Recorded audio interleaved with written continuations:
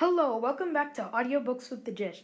Today we're going to be reading Diary of a Wimpy Kid, the deep end, from pages 24 to 36, continuing our last video. I hope you guys like and follow this video. Share. And make sure to subscribe to tune into our other videos. Wednesday.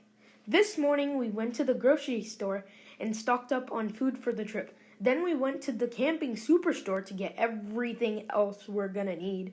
I was pretty excited because we've never actually bought anything at the camping store before. Dad used to take me and Roger there when we were little, but that was just to kill time on Saturday morning. When we got to the store today, Dad went around and picked up some basic supplies like lanterns and canteens and camping chairs.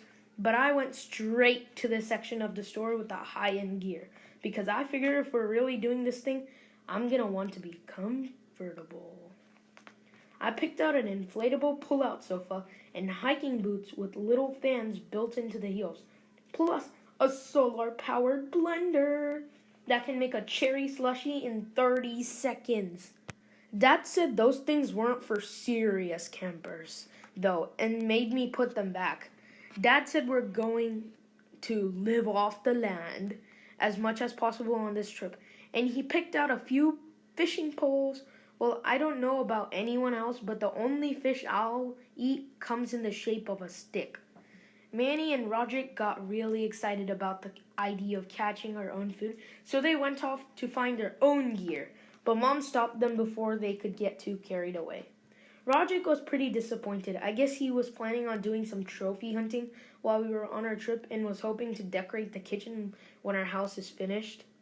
After Dad was done shopping, he was ready to check out, but I think Mom was nervous that we weren't getting the right kind of equipment, so she asked the sales clerk to look over our stuff and see if we had everything we needed.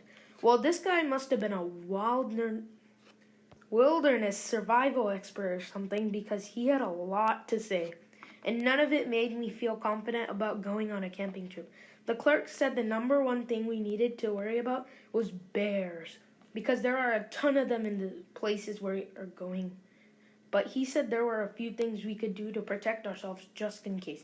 The clerk said the first thing we needed to remember was to always tie up our trash and hang it in a tree so it would be out of reach for bears.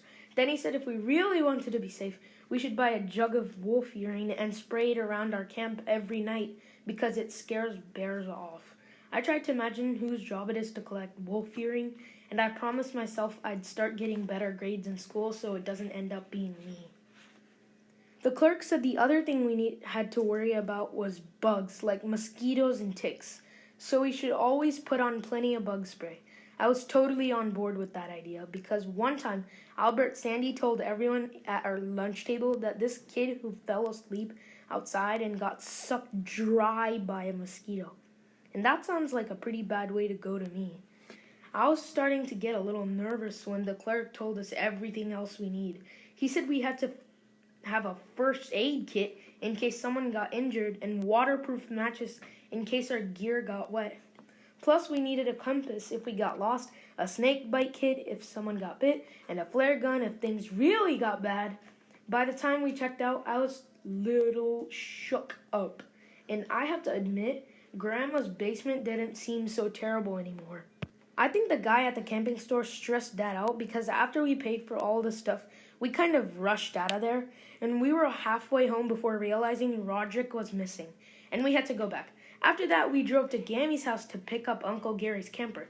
I guess Dad had thought it was pretty much ready to go, but it was a total mess inside. I remember Dad telling me that when Uncle Gary got his first car, he used to keep a bunch of garbage inside so no one would steal it. Well, I think Uncle Gary had the same idea when it came to his camper. We spent the whole afternoon cleaning it out. And I wouldn't have been too surprised if we'd actually found Uncle Gary buried somewhere underneath that trash. Once we got the junk out of there, we were finally able to take a good look around the camper.